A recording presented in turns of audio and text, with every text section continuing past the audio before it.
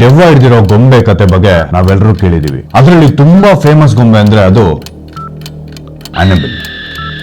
ಆನೆಬೆಲ್ ಈಗ ಎಲ್ಲಿದ್ದಾಳೆ? ಇದನ್ನ ಒಂದು ಗ್ಲಾಸ್ ಕೇಜ್ ಅಲ್ಲಿ ಯಾವಾಗ್ಲೂ ಲಾಕ್ ಮಾಡಿಟ್ಟಿರ್ತಾರೆ. ಮತ್ತೆ ಆ ಬಾಕ್ಸ್ ಮೇಲೆ ಒಂದು ಇಂಪಾರ್ಟೆಂಟ್ ನೋಟ್ ಇರುತ್ತೆ, warning, positively do not open ಅಂತ. ಅಂದ್ರೆ ಇದರ ಅರ್ಥ, ನಿಮ್ಗೆ ಒಳ್ಳೆ ಮಾತಲ್ಲಿ ಹೇಳ್ತಿದೀವಿ, ಯಾವುದೇ ಕಾರಣಕ್ಕೂ ಈ ಬಾಕ್ಸ್ ನ ಓಪನ್ ಮಾಡಬೇಡಿ ಅಂತ.